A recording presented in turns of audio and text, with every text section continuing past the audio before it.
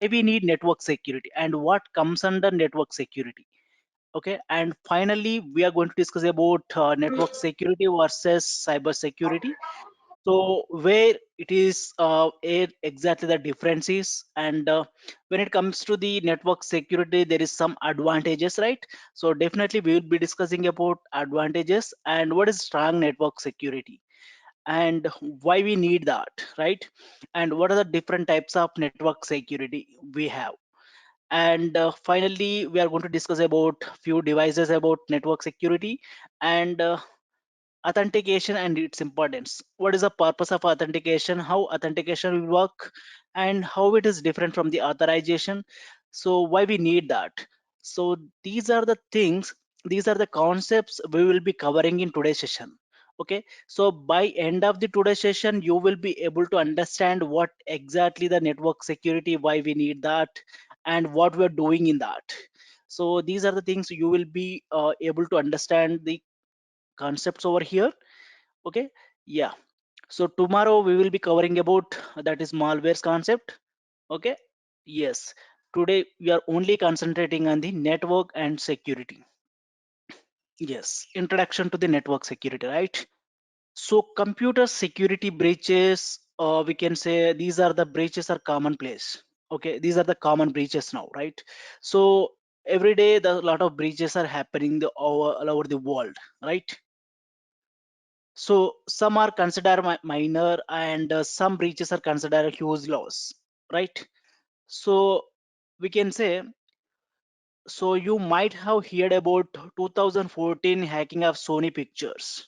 Yeah, in the Sony television network, what they did is the attackers compromised the firewall, and so they are not able to compromise the another firewall. So what they did is the people who are doing and who are inside the internal network and what they are accessing the on the particular network, so what they are accessing on the internet, so these are the things captured by the attackers. So based on that what they are doing, what site they are opening frequently.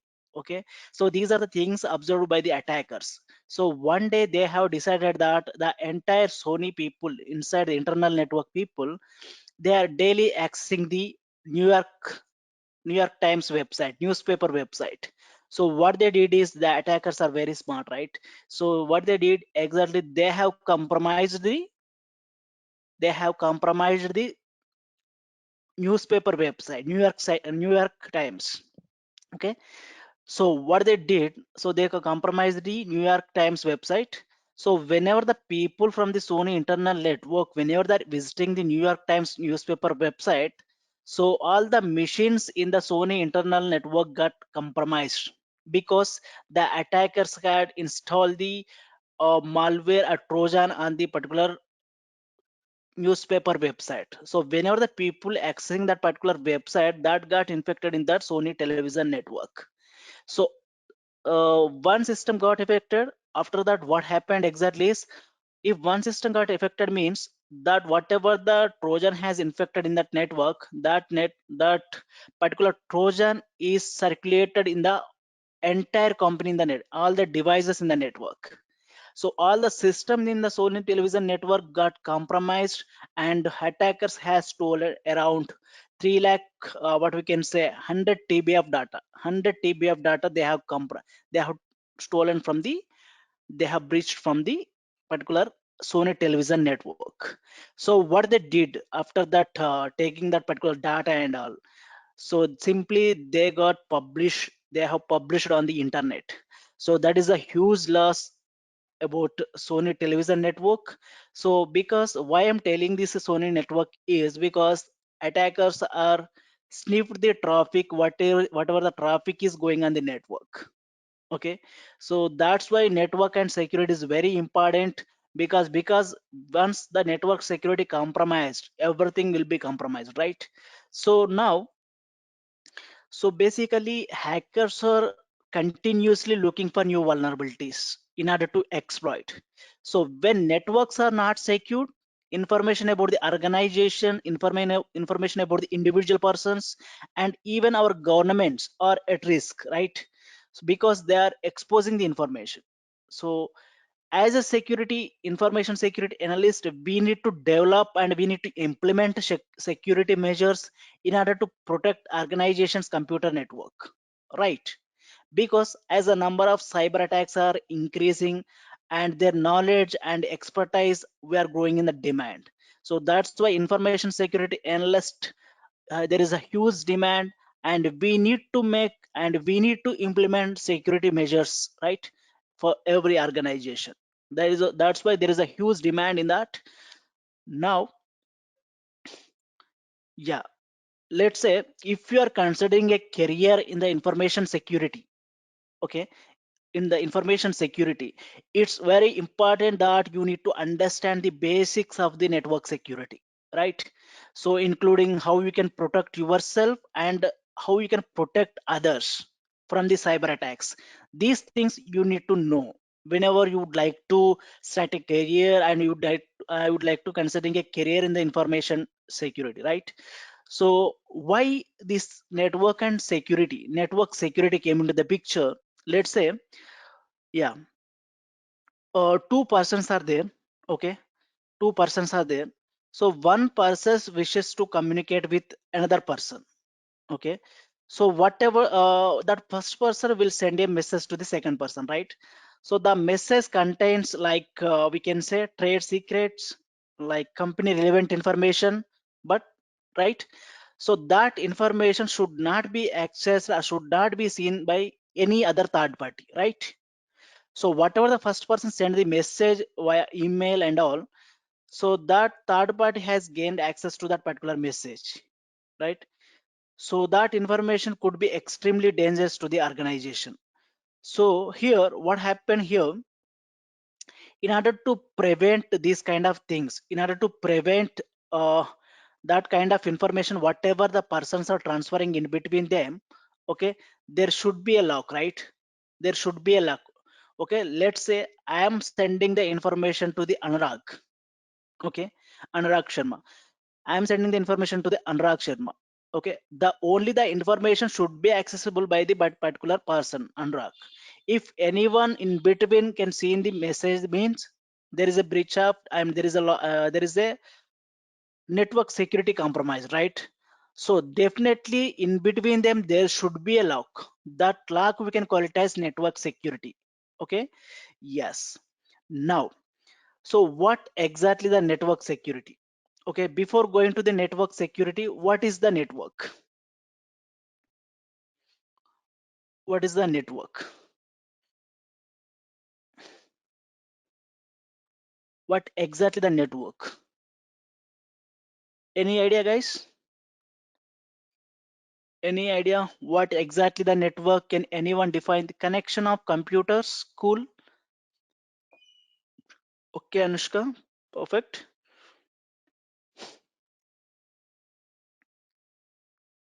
Okay. So anyone can add that. Two or more computers connected to each other. Perfect. Together to share. Yes. Perfect. Right. Yeah. When you are talking about network, okay, we can see on the screen a network is defined as the connection of at least two computer systems, right? At least two computer system either by a cable or a wireless connection, that we can call it as network, right?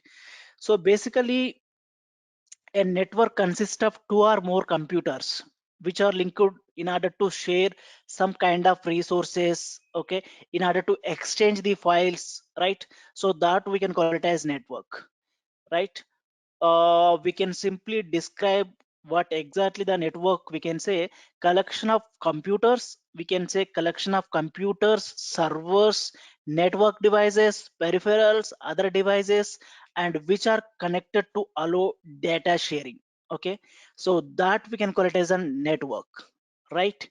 Now, yes, when coming to the examples about network devices, there will be desktop computers, laptops, servers, firewalls, bridges, uh, and we can say switches, hubs, and routers, right? Mobile phones, smartphones, these are comes under network devices, right? Now, Hey, yes. Everyone aware about the what exactly network and all, right? So here my bigger question is, what is networking, guys? What is networking? What is networking? Can anyone define to that particular term?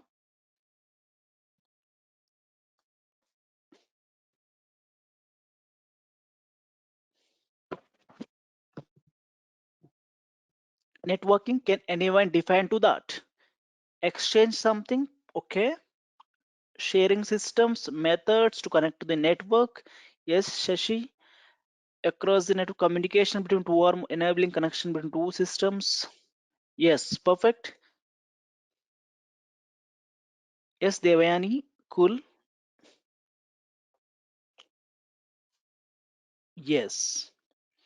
So when you are talking about networking, okay, so whatever we have discussed, network exactly this connection of one, two or more computers, we can say, right?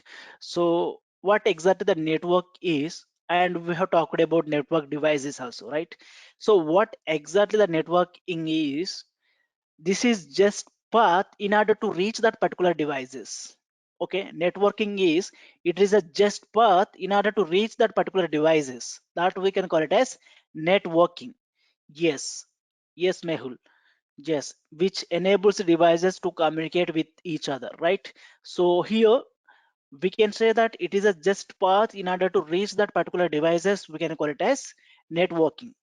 Okay. Yes. Basically, yes, network security is described, we can, it is described as implementation of multiple techniques and multiple processes and multiple protocols in order to protect the communication, in order to protect the communication and whatever the information we are sharing on the network, right? So if you have a computer network, definitely there is a chance that the data being circulated in that particular network, right? And definitely there is a chance of it will be leaked or it will be disrupted in some way around, right? So we need to avoid that kind of things. We need to avoid the what we can say, security and data breach, information breach. So we implement these network security protocols, right? So networks can be private, we can say within a company, right? Or they can be open to the public. Okay. So basically network security entails that the authorization of data access in a network which is made by a network administrator. Am I right? Right. So that's why network security is essential to keep sensitive data safe and to keep safeguard confidential information, and it holds for all such organizational information, and we can say organizational data and information that is significant enough to lead reputation, right? And in order to lead legal consequences. So this comes under network security. So strong network security indirectly increase the company's productivity, right? So once you done with the strong network security, what it will do, directly or indirectly, it will increase the company's productivity.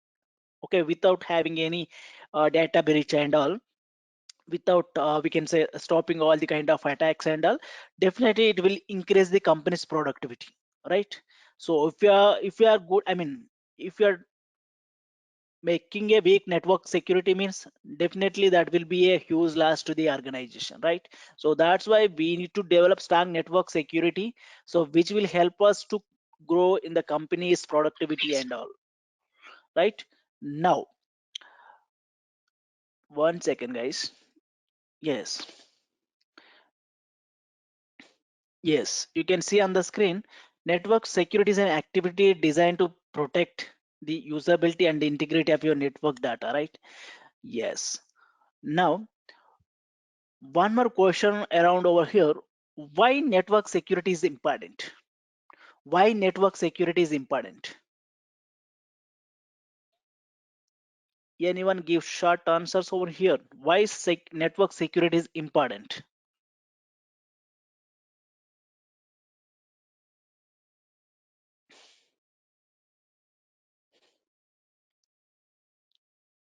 Okay.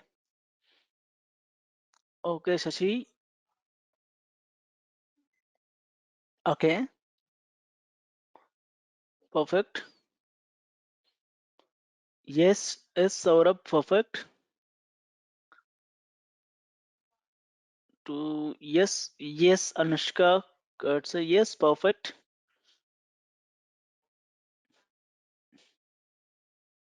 Yes, yes, Mehul, yes. Thank you for quick responses over here. Oh, it's great to see all over the responses over here.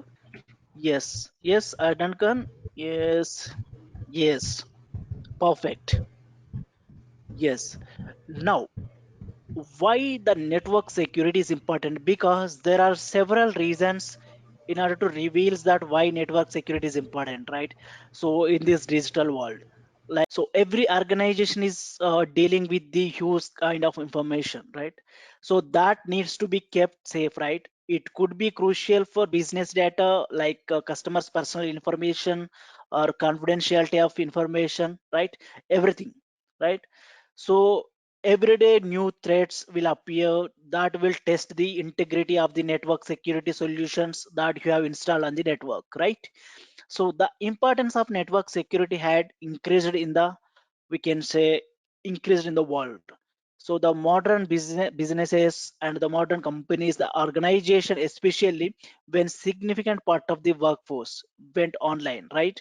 So due to this corona pandemic and all, in this scenario, there are more vulnerable points for attackers to take advantage of it, right? Which we are using, so that can access your Wi-Fi without authentication, right? So that is say that kind of networks, we can say that that is public, public networks.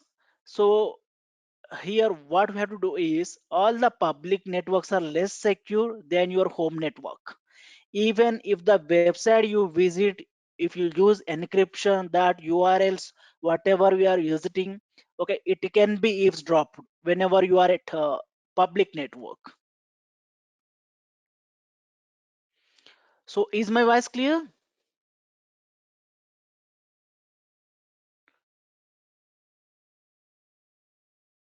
Yes, yes, yes, thank you, thank you.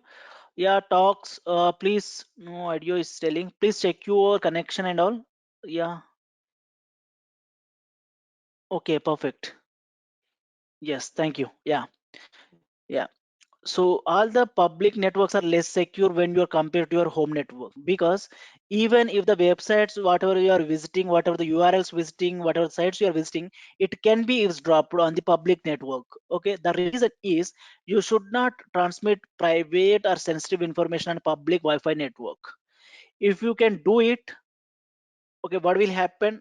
So that if the public network does not require a password, right? Because there is a chance of snip the particular data whatever you're transferring on the network, right? So when it comes to the private networks, so security measures in place to prevent unwanted unauthorized connections. Okay, private networks are often used for homes, we will be using for business, we will be using for organizations. Okay, we'll be using for different organization, right? Like that we can call as a private networks. So I will be recommend you don't connect to any of your device to the public networks. So whenever anyone is offering the internet without giving any authentication and all, so that is a big loss for you. Don't ever connect to the public networks. Okay, and yes, there will be some advantages, right? Okay, we are establishing a network, we are exchanging the information, right? So there will be definitely some advantages about the network. Am I right? So what can be the advantages? What can be the advantages when you talk about the network? Yes, there are more advantages when you talk about network. Okay, so many companies today would not exist without accessing some form of network, right? Yes, yes, Akshay Patil. Yes, resourcing, resource sharing. Yes, perfect. So we can say the very first advantage is we can say we can share the data and we can share the information over the network, right? So what we can say that is one of the biggest advantages of a network is sharing data and information between each devices that are in the network. So because these networks allow access to the databases and help with the collaboration of more complex work. So that's why share the data and information is one of the biggest advantages of the network. And another advantage we can say that communication, right? A better network, we can say a good network gives you all users to the ability to quickly communicate with each other using chat, instant messaging, email, and video conferencing, right? That is a communication we can say advantage of a network. And so is there anything apart from it when we're talking about the advantages? What we can share, we can share the hardware, right? Because hardware devices are connected to a network, it can be shared with all the users, right? Like network attached storage, it can store and access vast amounts of information, right? And network printers, right, which will allow all the network user to print to one printer, right? And they can connect to one printer and they can access, they can do the that things, right? And we can share the softwares also, right? With proper software license, software can also be shared on the internet. And what we can do with that? So when we talk about these kind of networks, okay, so definitely there will be more advantages to it, right? So if there are advantages means definitely there will be a disadvantages, am I right? So what can be the disadvantages when we are talking about the network? Any disadvantages? Put it in the chat box, you can hit the chat box over here. Yeah, question, yes, Mahul. Yeah, so you have to remember there is a chance of advantages mean definitely there is a chance of disadvantages, right? Vulnerabilities, data theft, yes. Yes, PB, yes. Yes, perfect. Right. When one system is compromised, the entire network gets affected. Okay, perfect. Yes. Yes, Praveen Kumar. Yes, there is a chance, but at some situation that can be happen.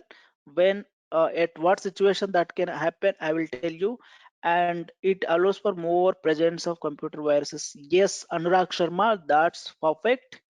Yes, thank you guys. Thank you for quick replays over here. Yes. So when we talk about disadvantages, okay. So there are many disadvantages to a network. Okay. Yes, the first one is I can say that malwares. The very first point I can say that malwares, because networks make sharing the information, right? We can share the information between the users on the network. So unfortunately, what will happen? It means there is a virus. We can say simply malware. Okay, there is a chance of attack of malware on the network, whatever we are sharing in the information, right? If some sort of information get affected with the malware, if you share, what will happen? Definitely other system will be get infected, right? So I can say that there is a disadvantages of malwares on the network. Yes, and one more thing we can say that vulnerabilities. So let's say when network is created, it introduce new kind of methods in order to access the computers remotely, right? So especially if they are connected to the internet. So you have to remember, we are connecting a network, we are connecting to the internet means there is a chance of attack, there is a chance of vulnerabilities, right? Because we are connecting to the internet, right? So there is a chance of vulnerabilities. So we can say new methods of accessing the computer, it can introduce new vulnerabilities to the computers or users. So the data on a network can be compromised, that vulnerabilities, right? And complexity. Complexity also we can say one of the disadvantage of network. So because networks are complex, and setting up and managing a network for organization, for corporate offices and corporate network, it requires some with a lot of experience is needed, right? Lot of experience is needed and lot of certifications, and the person should be aware of it, right? So they should crack the certification, and they should have experience in order to maintain the I mean complex networks, and huge amount of we can say devices on the network at corporate area, right? So that can be the disadvantages. Yes. So we do have talked about why network security is important. So what is the difference between network security and cyber security, right? Yesterday we have discussed about information security versus cyber security, right? Today we'll be discussing about cyber security and network security. What exactly it is?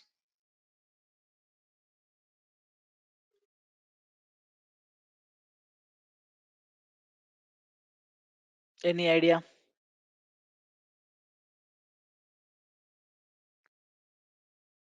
What is network security and differences? What can be the differences?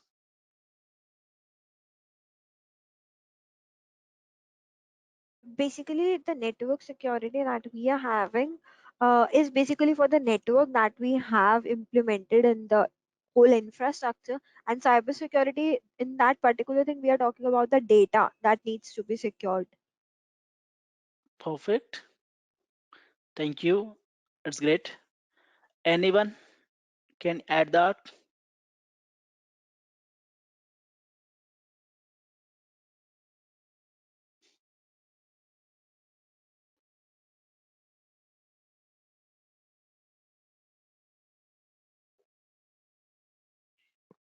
Yes, cybersecurity is security from access to the internet. Okay, perfect. Okay.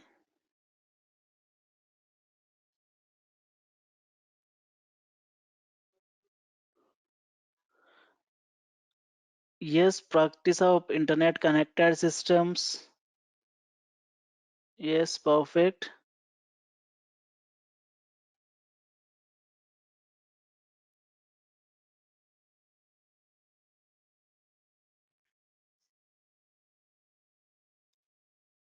Okay. Yes. Yes, Adnan Khan. Yes. Great. Yeah. Thank you. Yeah. We can say cyber security is subset of we can say it is comes under information security, and network security comes under in the domain of cyber security. Okay. And what cybersecurity will do, it will protect the data residing in devices and servers. Okay, let's say what network security will do, it will protect the data flowing over a network. Okay, what just now someone is said, right? So that was absolutely 100% perfect. So it will protect the data flowing over the network. So what cybersecurity deals with, it will protect the data residing in the devices and the servers. Okay, and what cybersecurity deals with, it will deals with the protection from the cyber attacks. Okay, and when it comes to the network security, it deals with protection of we can say denial of service attacks on the network. And what network security exactly it will do, it will strike against the trojans and malwares. Okay, and I will be talking about malwares, different kind of malwares in the tomorrow session, what exactly the malwares and all. So we'll be having brief session on the malwares and the practical on it. Okay, tomorrow. Yeah. So what cybersecurity will ensure, it will ensure the protect entire digital data. You have to remember that it will protect entire digital data. And what network security ensure is, it will protect transmit data only. Okay, and network protection applications up to date information comes under cyber security. And whatever the IDs and whatever the passwords for internet access and whatever the firewalls, backups comes under network security. Okay, and cybersecurity protects the organization from all kind of digital attacks from the cyber world. Okay, network security is all about protecting the organization and protecting IT infrastructure from the all kinds of online threats. Okay, so that is a basic difference we can say. And yeah, benefits. When you talk about benefits, one second, guys, one second.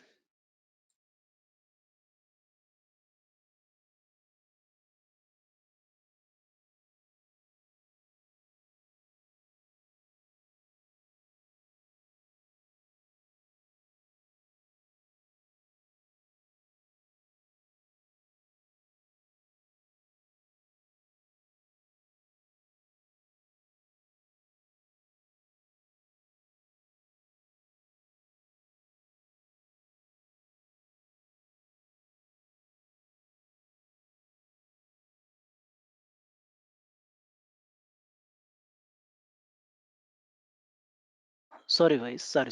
Yeah, yeah. Now is it clear? Yeah, yeah. Perfect. Okay.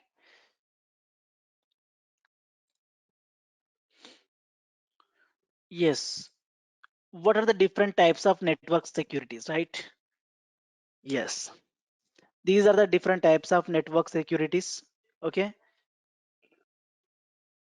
What is that exactly?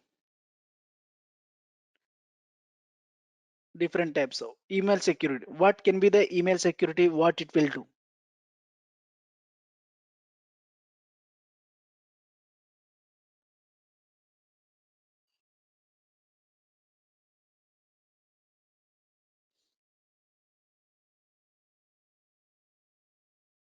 What is meant by email security? Protection from spam or unwanted emails.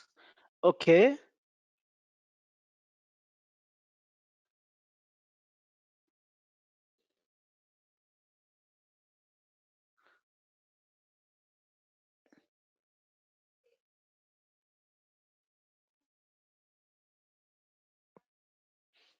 Okay.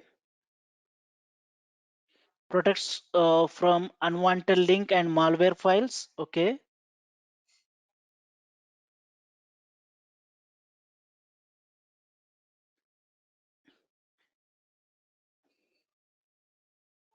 Yes.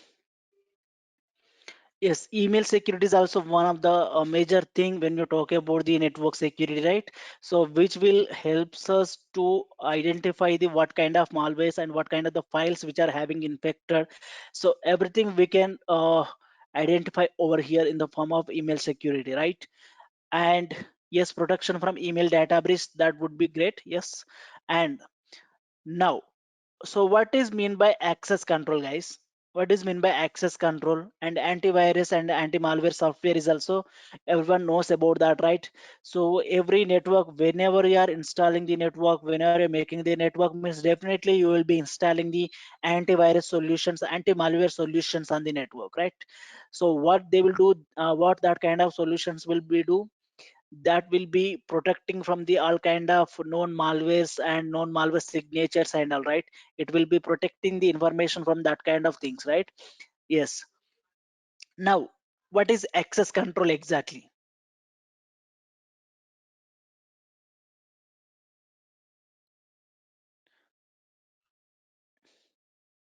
Is act of keeping unauthorized users and devices out of a private network. Yes, perfect. Yes, access control exactly is, let's say your network, okay, if you have a network, it may have many visitors, right? Whenever we are having a network means that definitely there will be a chance of many visitors, right? But not all of them should have the same level of access. Am I right? Let's say in the company's network, okay, you are having a access to the up to certain level, right? You don't have total entire access to your system and all, right? So all the persons should have the same level of we can say all the persons should not have the same level of access, right? So access control is, it like we can say, it control access to sensitive areas within the network.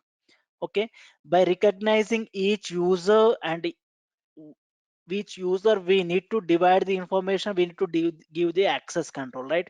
And what we can do, you can set the limit access to only known users and known devices, and we can also block and we can also limit access to the unrecognized devices and users, right? So that is access control. Let's say whenever you are accessing the internet on the network, let's say some sort of websites and some sort of access we do not have, right? So because of these access controls things. Okay. And when we talk about application security, what exactly the application security is, what exactly the application security, let's say network security involves not just the integrity of your own system. Okay, not only integrity of your own system, but the integrity of the systems you use or support of operations. Okay, each device or each software product that application used in your network must be updated to prevent infiltration of the data by the third party networks. So application security is the practice of protecting against any vulnerabilities that are caused by integrating third party systems and applications. Okay, so that we can say application security, right? Yeah. One more thing we need to know about behavior analytics. Yes. What can be the behavior analytics when you talk about network security? Behavior analytics. What can be the behavioral analytics? What it is exactly? Okay.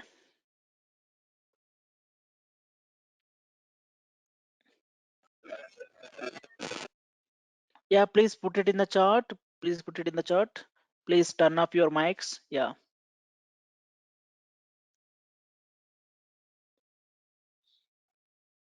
Okay. Yeah. Using machine learning, artificial intelligence, big data, and analytics to identify malicious behavior. Yes. Okay.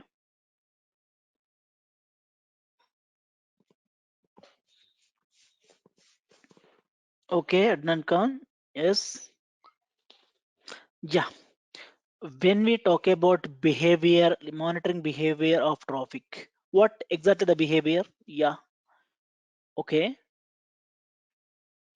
Yes.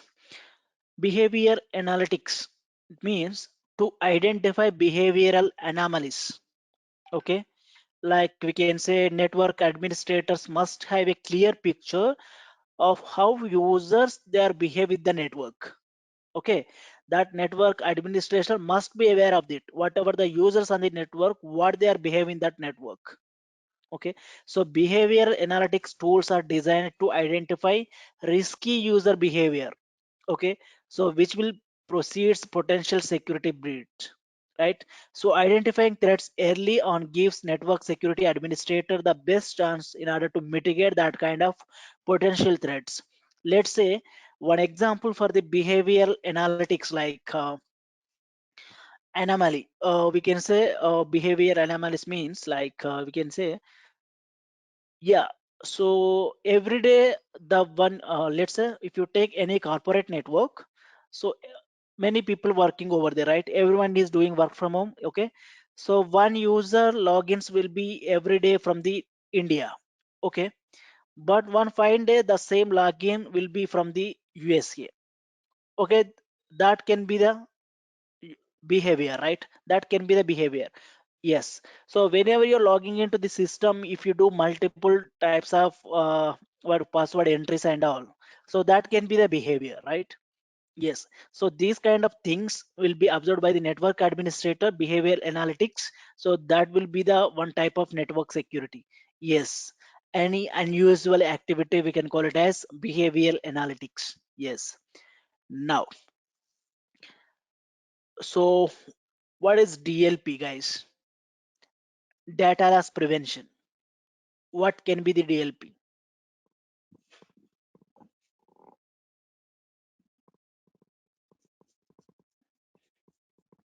Okay.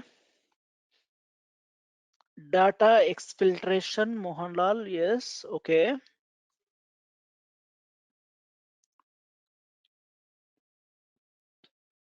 Perfect.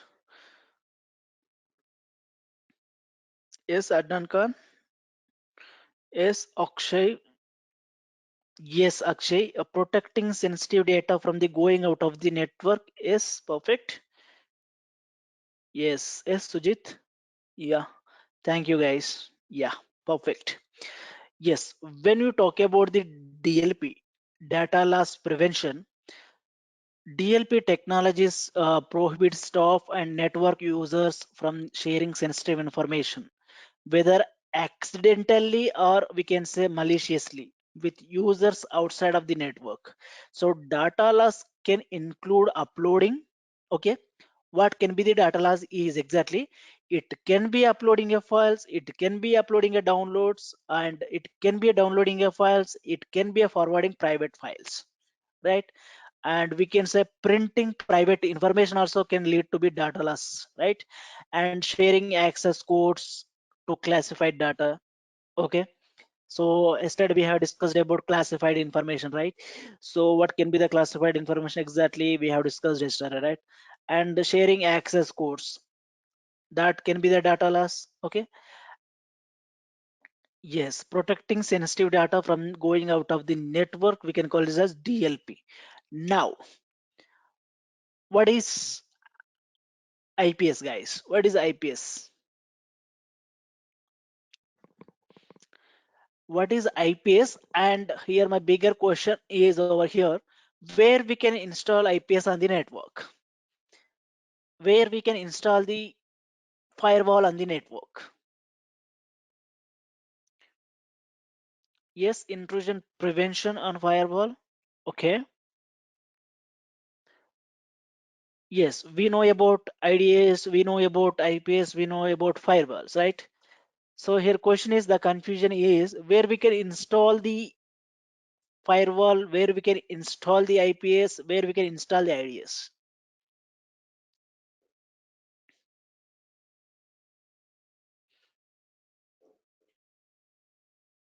Akshay Patil, between firewall and internet.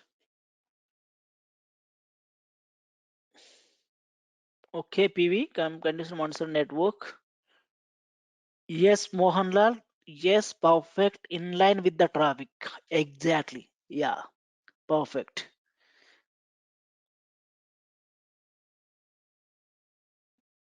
IPS before firewall. Yeah. Okay, let's have a discussion on this. Yes. Yes. Let's say, yes, internal network in line with the traffic is, I can say, yes, perfect, Mohanlal. Yes. Let's say, yeah. Are you able to see my screen? Yes. Right. Let's say this is internet.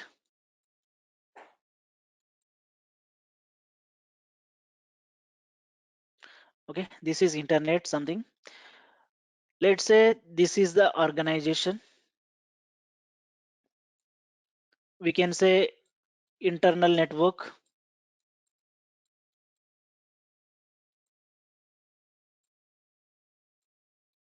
Now this is the internet, this is the internal network. So here our doubt is where we can install firewall and where we can install IPS and where we can install IDS, right? Now let's say if you take these things.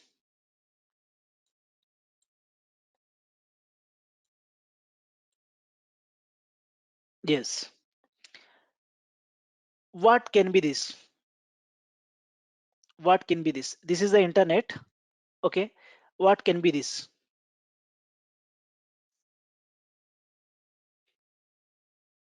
Okay, Tarun Kunta is saying that is it IPS? Okay, okay. Akshay Patil is saying firewall. Mohanlal is saying that is that IDS? No. And Mohanlal, here my question is, can we install, can we place IDS on the inline?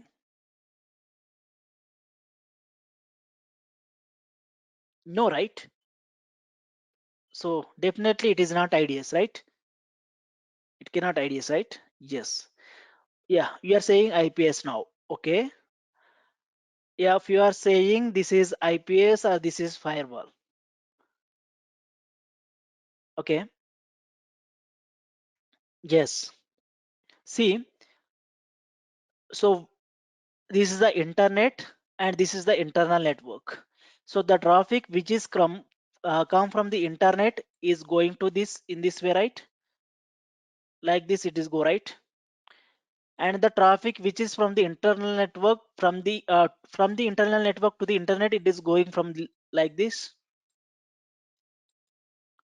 right? Right. Now, so I can say that the very first inline defenses is firewall,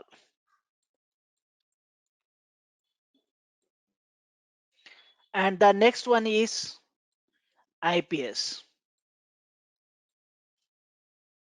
So here the reason is the traffic which is coming from the internet, the very first thing it will hit the firewall. So what firewall do? It will go to the check the blacklist, it will check the whitelist. Based on that, it will give you the permission. It will identify the traffic based on the IP and port number. IP and port number. So later on that, what it will do, it will forward the traffic to the IPS, right? So what IPS will do, if there is any chance of attack in that traffic, if there is any malicious traffic, definitely the IPS will prevent that kind of traffic. Okay, so the reason I'm not placing the IPS in front of the firewall is because this IPS will take and it will analyze each and every packet on the internet which is coming to the organization. Okay, if you place IPS in front of the firewall, yes, it will take lot of time over here in order to analyze the traffic, analyze the each and every packet. Okay, so that's why whatever the traffic is allowed from the firewall, that traffic can be the verified by the IPS. Okay, if you keep IPS in front of firewall, okay, we can say there is a full load on the IPS, there is a packets missing, and there is a chance of missing the packet, there is chance of buffer something. Okay, that's why we should not place IPS in front of firewall. Okay, we will be placing the IPS after the firewall itself. Okay, after the firewall we will be placing the fire IPS. So if you take any good firewall architecture, if you take any architecture of the any organization, yes, nowadays, yes, Chaitanya, that we will be discussing, because the next topic we are going to discuss, we will be getting IPS, IDS, okay, in firewall, right? We can say that is, we can say advanced firewalls that were coming. Yes, fine. Yes, Karthikeyan is asking, why do we need use IPS when we have a firewall in place, right? Yeah, what that firewall cannot do each and every packet filtering. Okay, what it cannot verify the each and every packet. Okay, so IPS will verify each and every packet on the traffic. So if you keep IPS over here, it is keep on verifying each and every packet on the traffic. So that is the issue, right? So that's why we will be placing the firewall. It will prevent the attack from the that kind of malicious traffic. Okay, now the bigger question is over here, where we can place the IDS. Okay, these are the things we can say, fine, firewall and IPS, where we can place the IDS,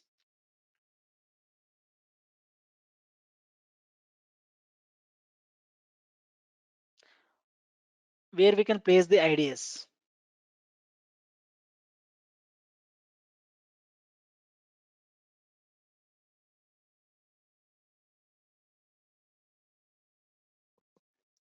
After, before IPS, no. After firewall, yes, after firewall we will be installing the IPS, right? IDS, I'm asking about IDS. No, After firewall, where we can. So why do we need IDS? Do you have IPS? Yes, Karthikeyan. Yes, everyone is having these kind of doubts that Karthikeyan is asking. Yes, that that question was awesome. Yes. So why do we need IDS? We have IPS, right? Yes. What exactly is happening? So IPS will prevent the malicious traffic because it will verify each and every packet on the network, right? But we are not installing the IDS at inline. We are installing the IDS on the internet, on the internal network. We will be installing the IDS on the internal network, and let's say internal network there is a switch. So we will be opening one port, that is span port, okay, or we can say mirror port. So there we will be installing the IDS, whatever the traffic is generating on the internal network. So that copy of the traffic will be stored in the IDS. Okay, why we need that kind of IDS? It will be detect the what we can say malicious traffic, but it cannot prevent the traffic. But we will be using IDS as a future purpose, like whatever the traffic is, we can say whatever the traffic is going on the network, that will be one copy of network traffic will be copy of network traffic will be shared on the span port, that is IDS. So the always the path is firewall, IPS and IDS. Okay. Yes. Yes, Mahendra Singh, firewalls will just allow and drop packets based on the rules, whatever we are keeping, right? And IPS will inspect the packet for malicious things, definitely, 100%. Yes, Mahendra Singh, perfect, right? Yeah. So, yes, when you talk about multiple firewalls, stateful firewalls, and packet filtering firewalls, so that will be a different, right? That will be a huge topic when you talk about different kind of firewalls. Okay, we'll see with time permits. We'll be discussing that kind of firewalls. Cool. Yes. Now, yes, we are talking about IPS, right? Yes, everyone knows SIM. Hope. What is SIM? What exactly the SIM?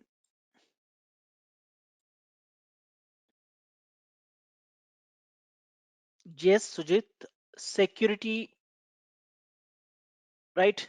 Security information and event management. Am I right?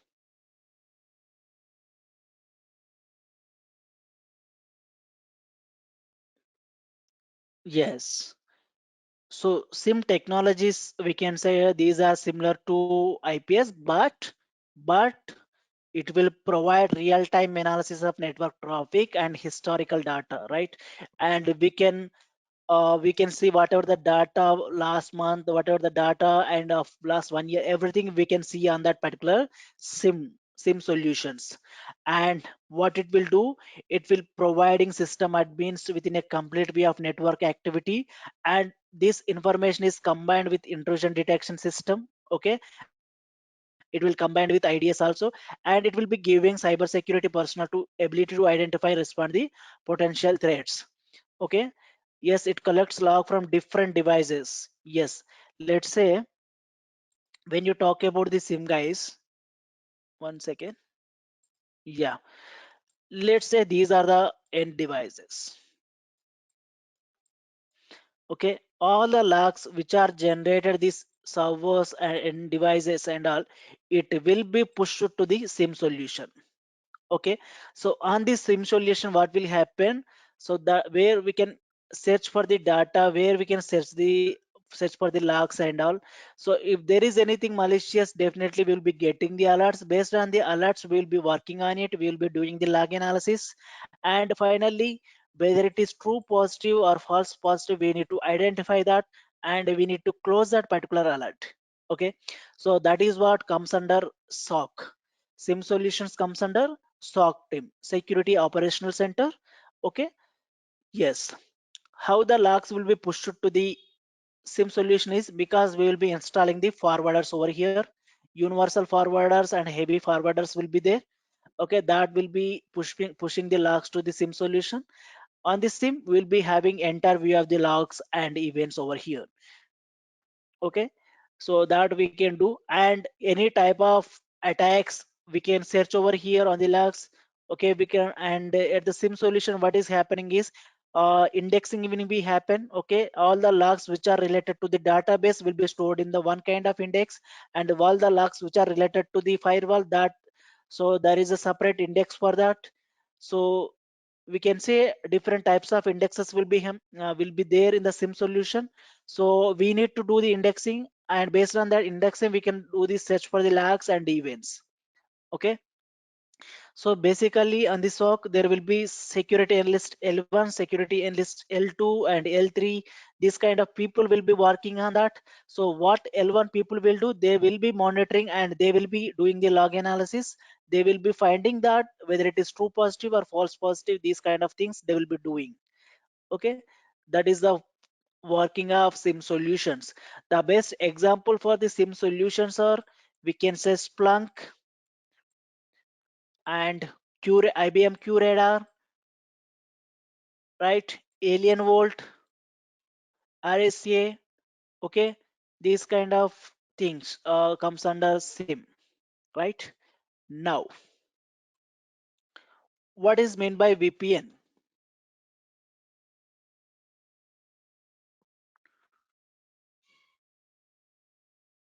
What is meant by VPN, guys? Virtual private network. Perfect. Yes, PV. It's a secure tunnel to protect the data from the hackers, right? Yes, perfect, guys. Yeah, when we talk about VPN, virtual private networks, which will offer network protection for remote work by encrypting the contact between the endpoint to a network or endpoint to a, we can say, network a system, right?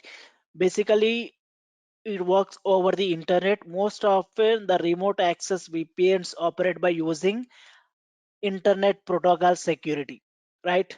Like by using SSL, secure socket layers, in order to authenticate the communications from devices to secure networks. So with the help of VPN, we can do that, right? Now, finally, web security. What can be the web security in terms of network security? Yes. So firewall is a device is one of the first line of defense in the network because it isolates one network from another. So basically firewalls can be standalone systems, or we can say they can be included in other infrastructure devices like routers, like servers. You can find both hardware and software, right? When it comes to the firewall, it can be a hardware, it can be a software, right? It can be any solution that. So some firewalls are available as appliances that serve as primary device separating two networks. Okay. Basically, firewalls include unwanted and undesirable network traffic, we can say, and from entering into the organization's network, right? So depending on the organization's firewall policy, the firewall may completely disallow some traffic, or we can say it will allow some traffic, right? Sometimes it may perform a verification on some all the traffic. So there are two commonly used types of firewall policies. One is whitelisting, one is blacklisting, right? So what is mean by anyone know about what is meant by whitelisting, what is meant by blacklisting?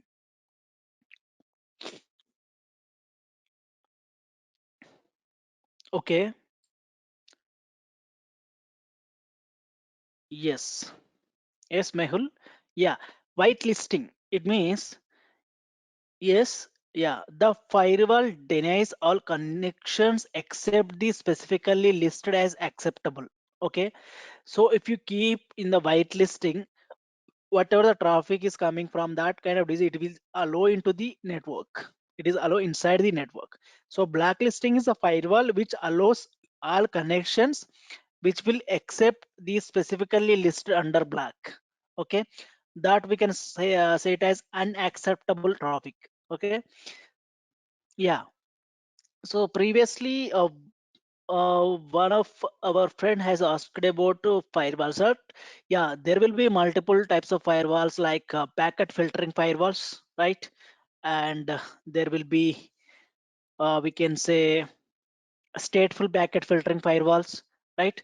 So there are a lot of firewalls over here. So when it comes to the packet filtering firewall, it is a primary and simple type of network security. Okay, whenever the firewalls has started, it started with packet filtering firewalls, right? So it has filters and compare incoming and outgoing packets against a standard set of rules to decide whether this kind of traffic to allow them or not, in order to pass through it or not, right? So these kind of things will happen at packet filtering firewall. In most cases, the rule set whatever we are writing at packet filtering firewall, sometimes we can call it as this kind of rules access list. Okay, so basically these are predefined based on a variety of metrics, right? We can say that rules can be include like source and destination IP addresses and source and destination port numbers. Okay, and few of them protocols. So packet filtering occurs at layer 3 and layer 4 of the OSI model. Okay, so what it will do exactly is the source IP address of the incoming packets. Okay, we can say, so it will filter based on that source IP address of the incoming packets. So whatever the IP packets which will indicate where they were originated, and you can approve or deny traffic by its source IP address. Okay, let's one example for this. Many unauthorized sites or botnets, we can say, can be blocked based on their IP addresses, right? Yeah, yeah. When it comes to the destination IP address, by we can say destination IP address are the intended location of the packet at the receiving end of the transmission, right? Yes, that can be also these kind of firewalls will be filtering based on the destination IP address, and what kind of IP protocol that packet contains, whether it is layer 2 or layer 3 packets.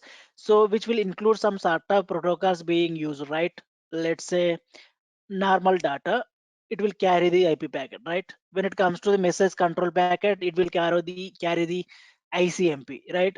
When it comes to the ARP address resolution packet, right? There will be a source and destination will be there, right? And when it comes to the DSCP, that will be again sending the IP addresses, right? That come. These are the protocols uh, filtered by the packet filtering. Okay. Yes. So when it comes to the stateful, okay, stateful packet filtering firewall, yeah. So these are the firewalls.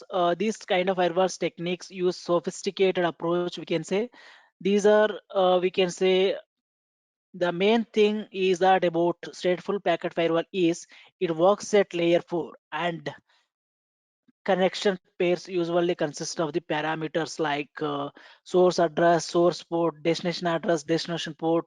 Basically, stateful inspection techniques employ a dynamic memory that stores the state tables of the incoming and established connections.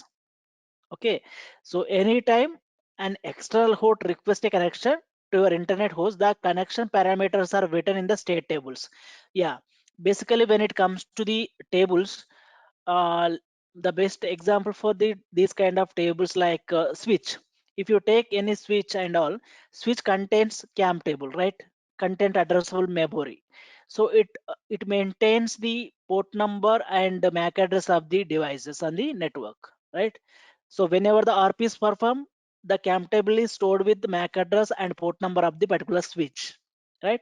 So like this kind of firewalls will be maintaining a state tables. Based on that state table, that will be allowing the traffic and denying the traffic.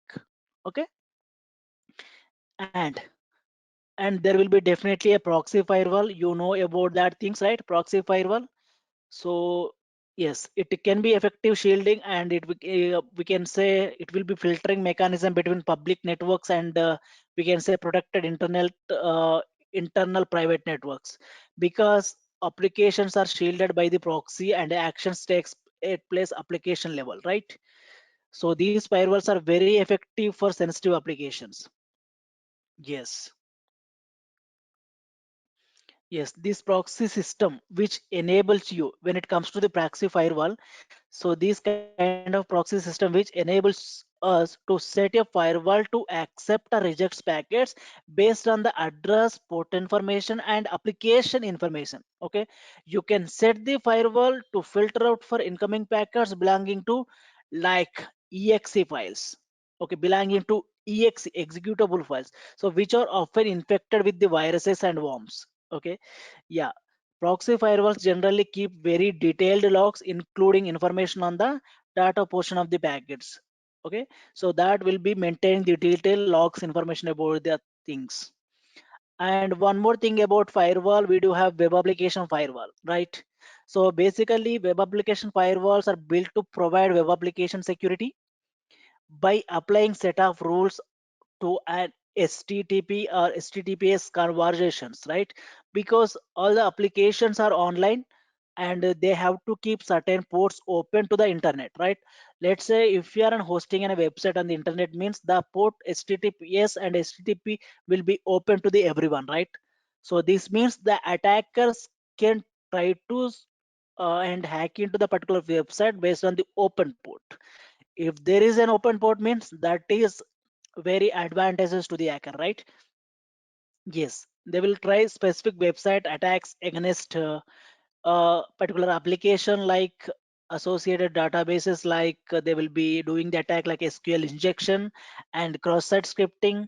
Okay, these comes under attacks when we're talking about the web application firewall. That firewall will be stopping these kind of attacks. So while proxy firewalls generally protect the clients, but web application firewall protect the servers.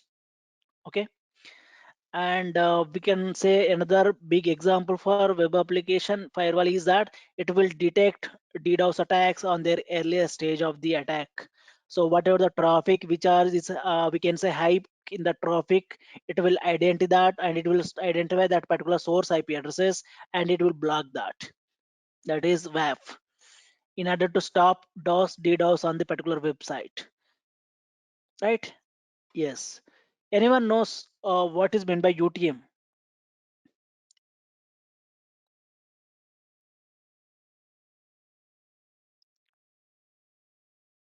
What is meant by UTM? Yeah. Okay, Sujit Kaskar, definitely. Yeah, unified threat management. Yes, definitely. Yeah. So what exactly this UTM? UTM stands for Unified Threat Management. Okay. It is an approach to information security. Okay. Where a single hardware, or it can be a UTM is, it can be a software or it can be a hardware. Okay. So if you install a single hardware or software installation, which will provides multiple security functions like intrusion prevention, antivirus, content filtering. Okay, so these type of things will be done at UTM. Okay, it is a traditional method which is having a point of solutions for each security function. Basically, UTM simplifies the information security management because the security administrator has a single management console and reporting point rather than having a, we can say, multiple products from different vendors. Okay, so basically UTM appliances have quickly gained popularity because they have because their all-in-one approach simplifies the installation and it will simplify the configuration and maintenance. So that kind of setup saves time and money and people, right? So when compared to the management of multiple security system, so basically the UTM consists of network firewalls, intrusion detection, intrusion prevention, proxy firewalls, deep packet inspection, okay, what IPS will do, okay, and DLP and VPNs, okay. So these all things, instead of going for different vendors and different solutions, if you adopt UTM, so these all the security solutions come with the UTM. Okay, so network firewalls comes into this UTM, intrusion detection will come into this UTM, IPS will come into this UTM. So DLP will be there, VPNs will be there, network we can say deep packet inspection will happen at UTM. So yes, so these are, we can say, comes under UTM.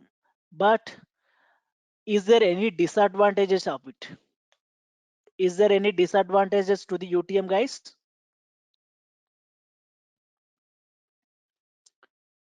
Is there any disadvantages of UTMs?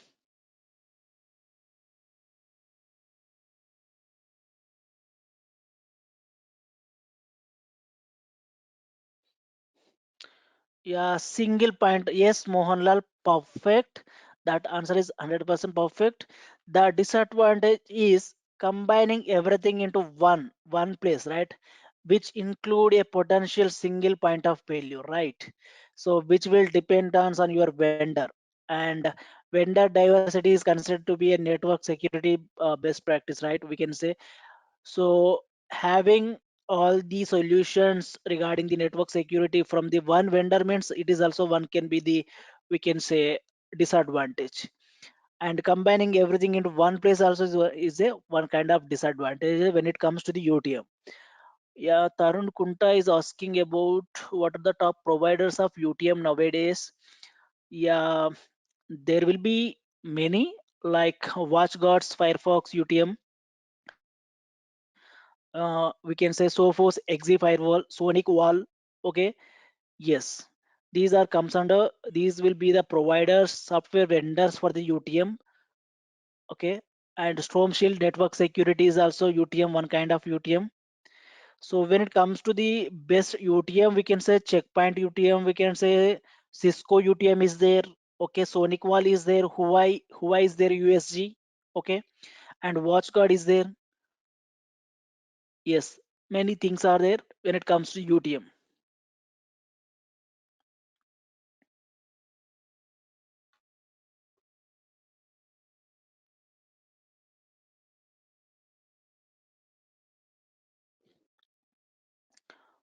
Okay, Akshay, but if firewall fails in UTM, then other things like IDS, IPS will also fail.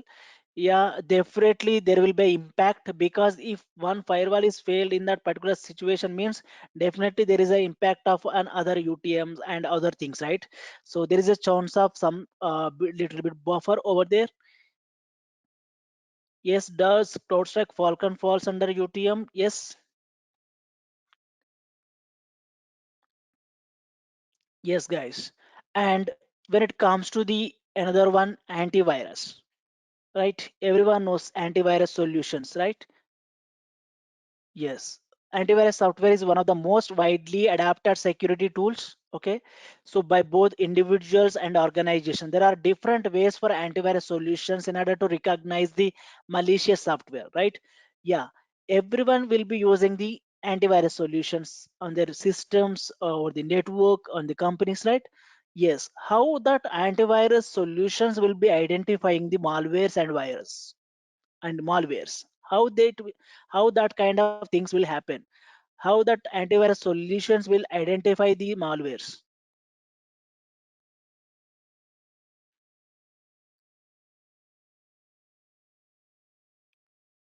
Yes, Akshay Patil.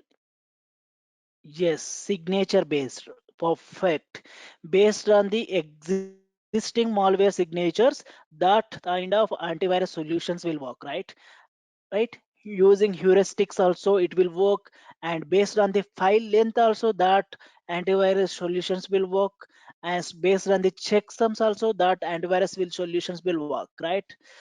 Yes, if virus symptoms usually depend on the type of virus, right? Yes, based on the signature and behavior we will be identifying that kind of that antivirus solutions will be identifying, right?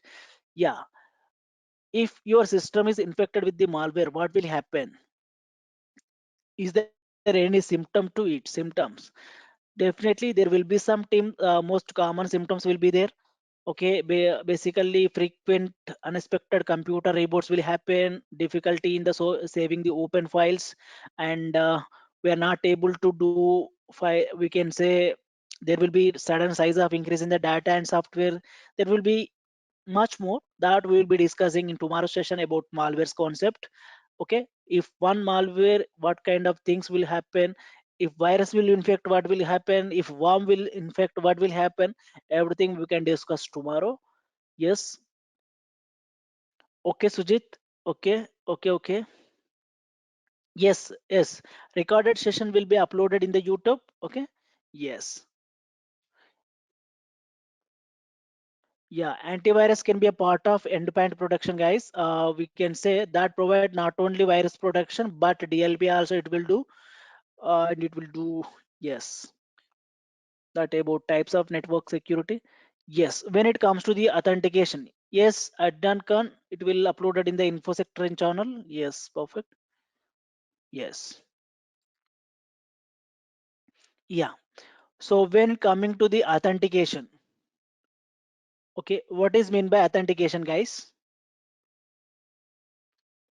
What is mean by authentication?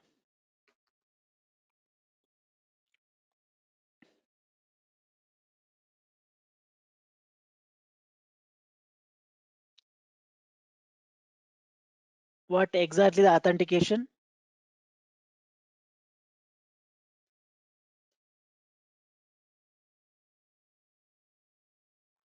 Any idea?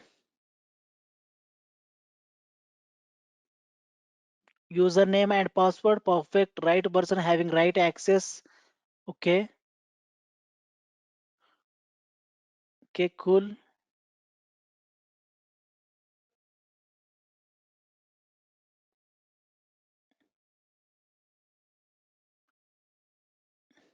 Okay, fingerprint security measure is designed to establish the validity. Okay,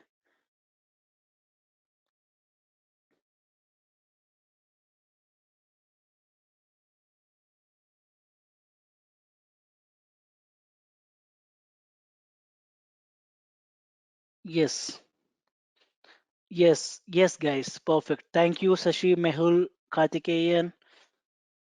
Yes, Shivaji, Madlik, Mandlik. Yes, perfect. Thank you.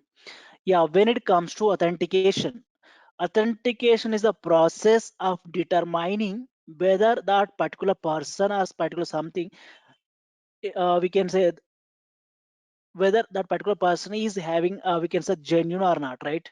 So authentication technology provide access control for systems by checking in order to see if users credentials match with the credentials in a database of authorized users or data authentication server, right? So whenever you are entering user ID and password, whatever the credentials stored in the database, if it will check with the particular database, if the details are matching, that authentication will happen, right? So you have to remember what is authentication exactly is. Every authorized person must be authenticate, right? So that is authentication. Authentication is a process of determining whether someone or something is, whether in fact or who or what it says exactly is, right? Yes. Now, yes, importance of authentication, right? So basically authentication which enables the organization to keep the network secure by permitting only authenticated users, right? Or we can say authentication processes to gain access to their protected resources, right? So that importance of the, we can say authentication, we can say. So when it comes to the authentication, why it is important? Because which enables the organization to keep the network secure, right? To keep our network secure, and we will be permitting only authenticated users or processes in order to gain the access. Am I right? Yes. Now, yes, Mehul, authorized person having valid access. Yes. How does authentication work? During authentication, credentials provided by the particular user, it can be compared to this file in the database of the authorized users list, right? It can be compared, and based on that, that authentication will happen, right?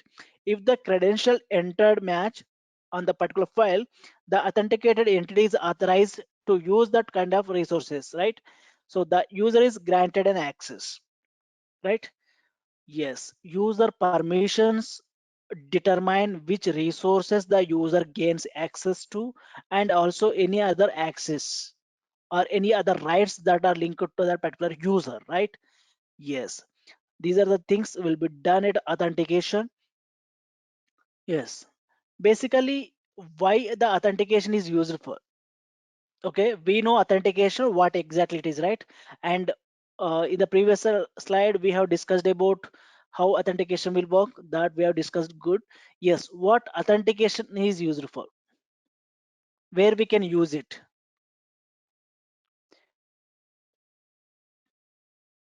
Yes, user and process authentication is used to ensure that only authorized individual persons are allowed to access company or IT resources. Depending on the use case, we can say depending on the information what you are giving access to them. So at that time we will be giving the authentication, right? Yes. And we do have single factor authentication, we do have multi-factor authentication, we do have two-factor authentication, right? Yes. So the most commonly we will be implementing authentication is single factor authentication, which requires user ID and password, right? In order to sign into that particular site and all, right?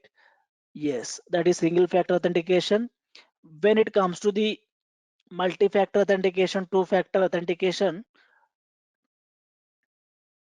yes. What are the authentication factors? Okay, before going for two-factor, multi-factor and all, yes. What are the authentication factors? What are the authentication factors? You can see the authentication will work based on these factors, right? Knowledge factor, possession factor, inherence factor. Okay, when it comes to the knowledge factor, it means the knowledge factor is nothing but it's something you know. Okay, it is something you know, maybe any authentication credential that consists of information that user process, including a personal identification number like pin or password or answer to a secret question. So these kind of things comes under knowledge factor, we need to remember that, right? So something you know. Okay, yes. And pin number, username, password comes under something you know. When it comes to the possession factor, it means something you have. Okay, it means something you have. Any credential based on items that user can own and carry with them, like we can say hardware devices like security token or mobile phone used to accept a text messages, right? So something you have means like OTP. Okay, so that can generate one time password, right? So something you have, that is. So when it comes to the inherence factor, it means something you are, like our biometrics data, our face recognition, our retina scan. So these comes under enhancer factor, inherence factor, like something you are. Okay, the first one is something, we can say something you know, that is pin and password and user ID. Okay, when it comes to the position, something you have like ATM code, we can say OTP, these come to something you have. And when it comes to the inherence factor, something you are, like your fingerprints or thumbprints, facial recognition, retina scan, any other form of biometric data comes under inherence factor. So based on these things, that will be working, that authentication will work, right? Yes. Yes. Now the bigger question is, what is authentication? What is authorization? What is the main difference to it? You can see on the screen, authentication is every authorized person must be authenticated by giving their credentials, and that credential should be valid, and so that here that the person can be authenticated, right? That will tell you who are you. Okay, authentication will tell us who are you. Okay, authorization will tells us what permission do you have. Okay, so that is the main difference over here. Yes. So authorization includes the process through which an administrator grant rights to the authenticated user, right? Right? Yeah. So authentication works through password, one-time pins, biometric information, and other information provided entered by the user. But authorization determines what resource a user can access. It works through setting that they are implemented and maintained by the organization. Okay, And authentication is the first step of good identity and access management process. Authorization always takes place after authentication. Okay, authorization takes place after the authentication. You have to remember that. And authentication is visible to, and it is visible partially and changeable by the user, but authorization is not visible to anyone, it's not visible to the particular client, a particular user, and it's not changeable by the user. Okay, that is authorization. Okay, the best example for authentication: by verifying the identity, employees can gain access to particular, we can do that. Okay, employees can access by verifying the identity. And example for authorization: once that level of access is authorized, okay, they can access to this particular information, right? Yes, that is authentication versus authorization.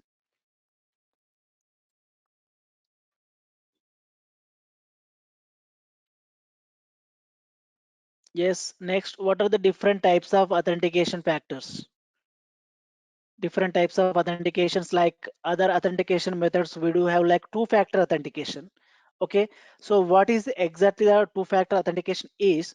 It is a type of authentication like which will add an extra layer of protection to the process by requiring users to provide a second authentication factor in addition to the password.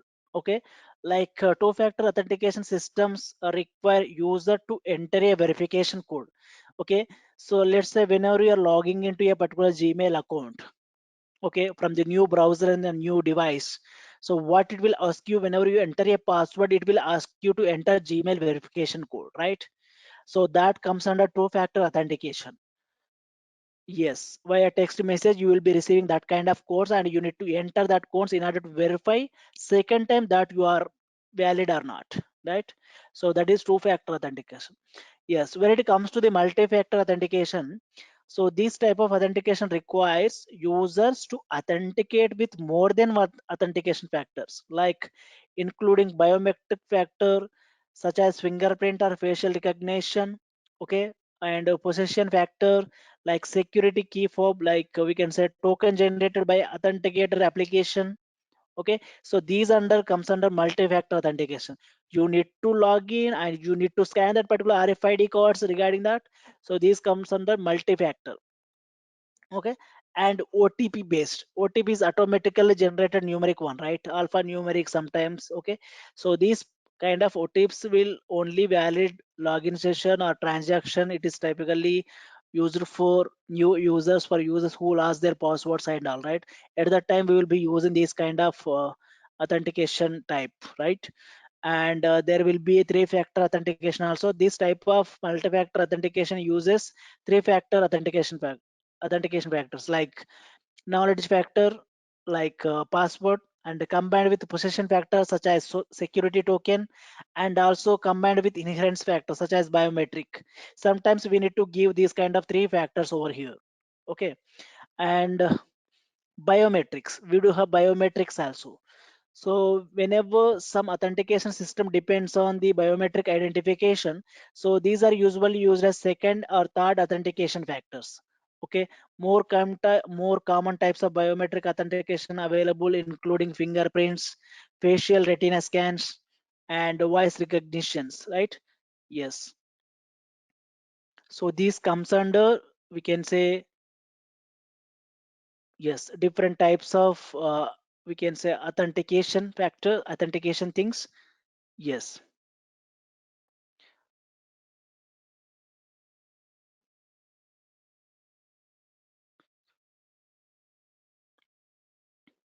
Yes, next slide. When you go to the next slide, yes. What are the standards in order to implement a good network security measures? What are the network security measures we need to take? When you're talking about the network security, definitely there will be some standards in order to maintain our network and more securely, right?